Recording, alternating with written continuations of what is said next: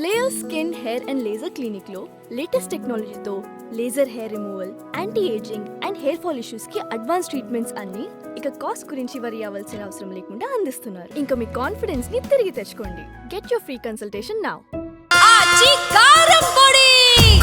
అదరగొట్టే కారం రంగు రుచి ఆచి కారం పొడి. శ్రీనివాస్ గారు నమస్తే అండి. నమస్కారం అండి. నమస్కారం సార్, ప్రస్తుతం ఏపీ సీఎం మరియు ఐటీ శాఖ మంత్రివర్యులు దావోస్ పర్యటనలో ఉన్నారు.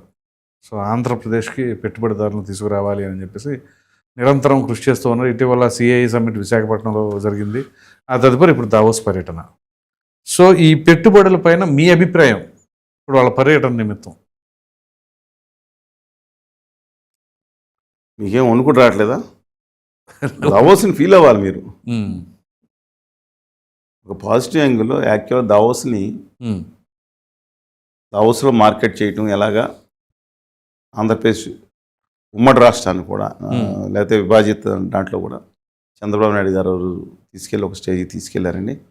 డెఫినెట్గా మన యొక్క ఫోకస్ అక్కడ చెప్పడానికి ఉపయోగపడింది. ఆ తర్వాత కొంతమంది వచ్చారు సలహాదారులు 2014 తర్వాత. నేను చూశాను వీడియో ఏంటి, దావోస్లో పప్పు కూర, మెంతి కూర, పప్పు చారు తెలుగులో ఇవన్నీ పెట్టి మేము ఆకర్షిస్తామని చెప్పిన వీడియోలు కూడా చూశాను. If I'm wrong please correct me అంటలేదు. I'm not wrong. డెఫినెట్లీ మీరు ఆ వీడియో చూడండి. ఏ స్టేజ్ పప్పు కూర వాళ్ళకి పప్పు కూరకి ఫీల్ అయిపోయి తోటకూర పప్పు అని దాంట్లో మాట్లాడారు. గవర్నమెంట్ అఫీషియల్గా ఉన్న వాళ్ళు మాట్లాడి వాళ్ళని ఇన్వైట్ చేస్తున్నారు. అదో పెద్ద సరే పక్కన పెడదాం. ఉపయోగం లేదని మళ్ళీ చెప్తున్నాను. దావోస్ వల్ల మన యొక్క ఒక స్టాల్ అక్కడ ఉంటుంది, మిగతా వాళ్ళందరినీ కలుస్తాం. ఆంధ్రప్రదేశ్ అనే స్టేటు లేదా తెలంగాణ అనే స్టేటు డెఫినెట్గా ఉన్నాయనే విషయం అక్కడ తెలుస్తుంది. అంతవరకు ఓకే. కానీ దీన్ని మార్కెట్ చేసుకునే విధంలో టూ మచ్కి వెళ్ళిపోతాం దుర్మార్గం. నిన్న తెలంగాణ దాంట్లో చూశాను, మంత్రి గారి కుమారుడు, తర్వాత ప్రముఖ నటుడు, ముందు వరుసలోనే మంత్రుల మధ్యన ప్రముఖ నటుడిని కూడా తీసుకెళ్ళారు. దావోస్లోకి ప్రముఖ నటుడు గారికి సంబంధం ఏంటి? నటుడిని చూసి ఎవరన్నా ఫారిన్ కంపెనీలో వచ్చి ఇన్వెస్ట్మెంట్ చేస్తారు? బిజినెస్ చేసుకునేవాడికి అవసరం లేదు. నాకు అర్థం అవ్వట్లేదండి ఇది ఎక్కడికి ఏ స్టేజ్కి వెళ్ళిపోతున్నారు. క్రితం సంవత్సరం కూడా యాక్చువల్గా తెలంగాణలో గట్టిగా పనిచేసే మంత్రులు చెప్పుకోవాలంటే దుద్దిల శ్రీధర్ బాబు గారు. వెరీ నైస్ అండ్ తరువు జెంటిల్మెన్. ఆయన ఫాదర్ లాగానే వ్యక్తిగత, నేను మళ్ళీ చెప్తానండి, ఈజ్ వర్కింగ్ వెరీ హార్డ్. కానీ క్రితం సంవత్సరం చూశాను, అక్కడికి వెళ్ళిపోయి వెంటనే పిలిచారు. ఒక పెద్ద కంపెనీ వచ్చింది, అక్కడ సంతకాలు పెట్టుకుని ఫోటోలన్నీ రిలీజ్ చేశారు. నేను చూపించి మీకు వేయండి ఒకసారి. ఆయన ఎవరో కాదు, మెగా కృష్ణారెడ్డి గారు. మెగా కృష్ణారెడ్డి గారి ఇంటికిను శ్రీధర్బాబు గారి ఇంటికి లేదా కార్యాలయానికి 5 నిమిషాలు 7 నిమిషాలు టైం ఉంది. ఫోన్లో కబురేందిన SMS పంపినా 5 నిమిషాలు వస్తారు. వీళ్ళందరూ ఇక్కడి ఫ్లైట్లు వేసుకెళ్ళి కొన్ని స్పెషల్గా మామూలుగా దావోస్లో కూర్చుని అక్కడ నాకు ఎందుకు సంతకాలు పెట్టారో అర్థం కాదు. రెండో పాయింట్, లాస్ట్ టైం ఆంధ్రప్రదేశ్ వెళ్తే 0 పెట్టుబడులు వచ్చిందని తెలిసింది. ఏదో ప్రచారం చేశారు, మళ్ళీ వెళ్తానే ఉన్నారు. తప్పులేదు చాలాసార్లు. సిఐఏ అనేది కొంత ఉపయోగం జరిగిందండి. నేను తప్పు పట్టకూడదు.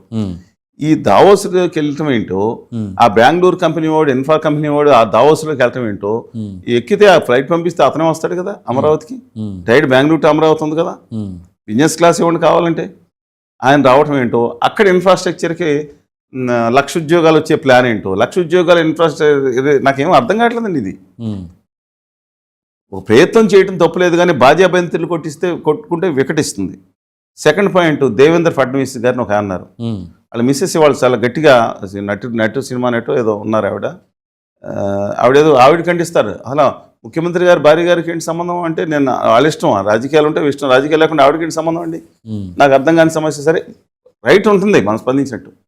ఆయన వెళ్ళారు, క్రితం సంవత్సరం కూడా వెళ్ళి హీరానందాని, ముఖ్యమంత్రి అఫీషియల్ రెసిడెన్స్ జుహూకి యువతలు ఉంటుంది, హీరానందాని, రహేజా, లోధా, లోధా, వీళ్ళందరూ క్రితం సంవత్సరం ఈ సంవత్సరం కూడా వెళ్ళిపోయి అక్కడ సంతకాలు పెట్టుకొచ్చారు. సరిగ్గా 5 నిమిషాల టైం కూడా లేదు ఆయన ఇంటికి, చీఫ్ మినిస్టర్ ఇంటికి. వీళ్ళందరూ దావోస్లో ప్రభుత్వ డబ్బులతో వెళ్ళి, అంటే నేను ఇంకా వెరిఫై చేశాను, అక్కడ గజగజ వణుకుతా సంతకాలు పెడితే ఏమైనా సబ్సిడీ ఇస్తారేమోనని. ఎవరో స్విట్జర్లాండ్ గవర్నమెంట్. మీకు అర్థమైందా? వణుకుతా వెళ్తే సంతకాలు పెడితే అసలు ఏమి ఇస్తారండి? నాకు అర్థం, వణుకుతా సంతకాలు పెట్టుకుంటున్నారు. నాకు అర్థం అవట్లేదు అసలు. అబ్సల్యూట్గా మీనింగ్లెస్ అండి అది. ఏ మీనింగ్ ఉందని వేసుకెళ్తారు? పైగా దాన్ని ఒక బ్రహ్మాండమైన విజయం సాధించినట్టు దేశంలో వాళ్ళ పిఆర్ఓ బ్లాస్ట్ చేయటం, దానికి ఒక ఖర్చు పెడతాం, నానా కూడా పెడతాం. ఏందండి నాకు అర్థం కాదు. వణుక్కుంటే వెళ్ళి సంతకాలు పెడతాం వల్ల ఉపయోగం ఏంటి? ఆ స్విట్జర్లాండ్లో దావోస్ అదొక గొప్ప సిటీ అని వెతికాం. 9,000 మంది కూడా ఉంటారంట. సిటీ మొత్తం ఇదే పని. ఓకే, వాళ్ళు ఎక్స్పోర్ట్ ఒక మంచి ప్రయత్నం ఒకసారి 2 సార్లు చేస్తారు. నేను తప్పట్ను. ఇదేం ఆడావిడి, ఇదేం ఖర్చు? ప్రొపగేట్ చేసుకున్నంత వరకు చేసుకోమనండి. ఈ అన్ని లక్షల కోట్లు వచ్చేసి ఏంది నాకు అర్థం కాదు. పెట్టిందంతా ఇంటి పక్కాడు. ఏ మా అమ్మ మాట్లాడటా నాకు నిన్న మొత్తం ఇండియా అంతా ట్రోల్ అయింది. ఏది ట్రాఫిక్ జామ్ అయితే పోలీసుకి చెప్తే వచ్చేస్తాడు కదా ఇంటి పక్కకి. ట్రాఫిక్ జామ్ అని చెప్పి మీరు స్విట్జర్లాండ్లో ఒప్పందాలు చేసుకుంటారా? ట్రాఫిక్ జామ్ అయింది బొంబాయిలో ట్రాఫిక్ జామ్ అయితే 5 నిమిషాల్లో, స్విట్జర్లాండ్ ఎందుకు దూరం అవుతుంది? అసలు నాకు అర్థమవుతుందండి. మళ్ళా చెప్తాను, ఆంధ్రప్రదేశ్ విషయంలో గౌరవ ముఖ్యమంత్రి గారికి they are doing their level best. I'm not denying that. లేకనాస్ ఉండొచ్చు. మీరు దావోస్కి వెళ్ళి లేదా సప్త సముద్ర అవతలకి వెళ్ళి అందరికీ భిక్ష ఇలాగ దండం పెట్టుకుని వాళ్ళ కాళ్ళు పట్టుకుని మీరు ప్రయత్నం తీసుకొస్తున్నారేమో గుర్తుంచుకోండి. కాలుష్యకారకమైన దిక్కుమాలిన రిఫైనరీలు కొన్ని ప్రజల పొళ్ళోడగొట్టి వసూలు చేసిన పన్నుల్లోంచి, మన రాష్ట్ర ప్రజలు పొళ్ళోడగొట్టి వసూలు పన్నుల్లోంచి ఆ గుజరాతీ మార్వాడి వ్యాపారుల కంపెనీలకు అడ్డంగా వచ్చే వేలాది కోట్లు, 50 70 కోట్లు అన్నారు ఆథారిటీస్ టు గవర్నమెంట్ ఇవ్వాలి. వాళ్ళకి ఇచ్చే సిస్టమ్ మీద మీరు పెట్టి దానికి చప్పట్లు కొట్టుకుంటాం కంటే రాష్ట్రానికి రావాల్సిన పన్ను రాయితీలు చేయండి. మీకు అక్కడ మంగళగిరిలోనో, శ్రీకాకుళంలోనో, అనంతపురంలోనో, నెల్లూరులోనో, గోదావరి జిల్లాలోనో, పల్నాడులోనో, వెనుకబడ్డ ప్రకాశం జిల్లాలో యువత 10 లక్షల మంది పారిశ్రామిక అధిపతులుగా చేయండి. మనవాడు ఇవాళ వెళ్ళి మిగతా చోట ఇండస్ట్రీ పెట్టాను అనుకోవాలి. ఇవాళ నేను అప్రిషియేట్ చేస్తాను ఒక దాంట్లో గ్రీన్ అమోనియా. సరే దాంట్లో దాంతో మాట్లాడదాం. ఒక తెలుగు బిడ్డగా ఒక $10 బిలియన్ ప్రాజెక్టు, 89,000 కోట్ల రూపాయల ప్రాజెక్టులు కంటెంప్లేట్ 26లో 0.5, 27లో 0.5, 28లో 0.5, 1.5 మిలియన్ టన్స్ ప్రకారం గ్రీన్ అమోనియా ఏదైతే తీసుకొస్తానని ప్రయత్నిస్తున్నారో డెఫినెట్గా దాన్ని అప్రిషియేట్ చేద్దాం. తెలుగు బిడ్డ వాళ్ళకి రాయితీలు గట్టిగా ఇవ్వట్లేదు. మీరు వాళ్ళు కూడా పారిశ్రామికవేత్తలు, ఏ కుర్రోళ్ళ కింద ఇప్పుడు మీరు ఉన్నారు లేదా ఉన్నారు, ఏ పారిశ్రామిక అధిపతులుగా అవి కూడా జీవితాంతం అలాగే ఉండాలా? మనకు హక్కుగా రావాల్సిన ఇండస్ట్రియల్ ఇన్సెంటివ్స్ మనకి తెచ్చుకుంటే కళ్యాణ్ బాబు గారు ఇస్తాన్న 10 లక్షల రూపాయలు ఒక్కొక్క కాన్స్టిట్యున్సీకి 500 మందికి ఒక్కొక్క సంవత్సరంలో ఇస్తూ ఉంటే దాదాపు 10 నుంచి 15 లక్షల మంది ఇండస్ట్రియలిస్ట్ అవుతారు మన తెలుగు వాళ్ళు యువత. ఏళ్ళని ఇండస్ట్రియలిస్ట్గా చేయండి. తలెత్తుకుని గర్వంగా జీవిస్తారు. తనకు పేరు తెచ్చుకుంటారు. తన కన్న తల్లిదండ్రులకి కుటుంబానికి పేరు తెస్తారు. తన ఊరికి పేరు తెచ్చుకుంటారు. రాష్ట్రానికి పేరు తెచ్చుకుంటారు. దేశానికి సంపత్తి సాధిస్తారు. ఎవరినో అక్కడికి వెళ్ళి ఆ గుజరాతీని పట్టుకున్నాం, ఆ మారవాడిని పట్టుకున్నాం, వాళ్ళ కాళ్ళు ముఖ్యం, వాళ్ళు వచ్చి ఇక్కడ పెడుతున్నారు. వాళ్ళు ఇక్కడ స్టీల్ ప్లాంట్ సావచెత్త కొట్టేసినా సరే ప్రైవేట్ స్టీల్ ప్లాంట్ పెడతారు. మా నాన్న సెక్యూరిటీ గార్డులు ఎంతమంది పెడతారో తెలుసా? ఎంతమంది పెడతారు సెక్యూరిటీ గార్డుల కింద?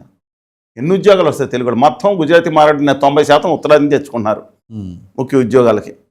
ఏంటండి నేను సాధించేది ఏంటి? యువతని మిళితం చేయండి. నేను తప్పుగా మాట్లాడట్లా, నిర్మాణాత్మక సూచన ఇస్తున్నాను. యువతని మిళితం చేయండి. మనకు హక్కుగా రావాల్సింది గుజరాతీ గద్దలు తనికెళ్ళిపోయినాయి.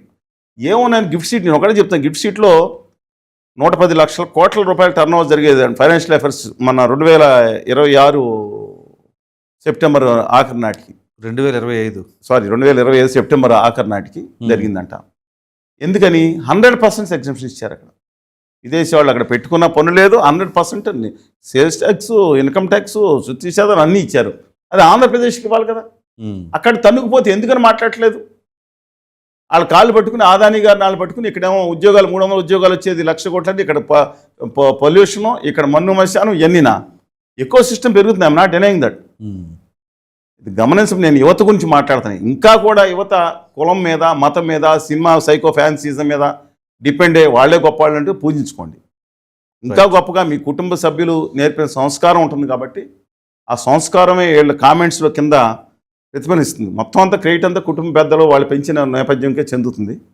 అందుకని మీరు మిమ్మల్ని గొప్పవాళ్ళు అవ్వమని కోరుతున్నాను తప్ప మిగతా దాని గురించి కాదని చెప్పి 2019లో ఎంత గట్టిగా ఉధృతంగా ఉద్యమం చేసామో తర్వాత కూడా ఎందుకు చెప్పాల్సి వస్తుందని పదే పదే చూస్తున్నాను. అంతకు ముందు కంటే ఉధృతంగా ఉద్యమం చేసాం. కానీ అన్ఫార్చునేట్ ఏంటంటే 90% మేజర్ మీడియాలు వేయలేదు, మమ్మల్ని చర్చలకు పిలవలేదు.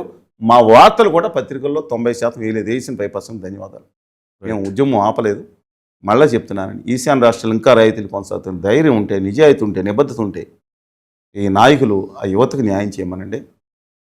దావోస్ వెళ్తారు, ఇంకొకరికి వెళ్తారు, వెళ్ళక్కర్లేదు. మీరు ఇక్కడ ఇన్సెంటివ్స్ కేంద్రం ఇస్తే పరిగెత్తుకుని మీ కార్యాలయం అమరావతి ముందో హైదరాబాద్ ముందో క్యూ కడతారు. వాళ్ళు పచ్చి వ్యాపారస్తులు, లాభం ఉంటే ఎక్కడుంటే పోతారండి. ఇప్పుడు మనం పెట్టండి, నేను అహ్మదాబాద్లో పెట్టాను, లేకపోతే పెదబయలు మండలంలో విశాఖపట్నంలో పెట్టాను రమ్మని, లేకపోతే పులివెందుల పక్కన తుమ్మలపల్లిలో హీరోయిన్ ఫ్యాక్టరీ దగ్గర పెట్టాను రమ్మంటే వస్తారా? రాయితీలు ఇస్తున్నాం, మీకు అనుకూలత ఉంటే వస్తాడు. వాళ్ళు ఇన్సెంటివ్ కేంద్రం నుంచి ఇన్సెంటివ్ తీసుకురావడం అనేసి ఆంధ్రప్రదేశ్ రాష్ట్ర ప్రజలు పొల్లోడు కొట్టిన ఇన్సెంటివ్స్ అన్ని గుజరాతీ మార్వాడి వ్యాపారులు కొంతమందికి ఇవ్వటం ఎంత ఔచిత్యమో పెద్దలు వారే గమనించుకోవాలి. Right sir, thank you. నమస్కారం.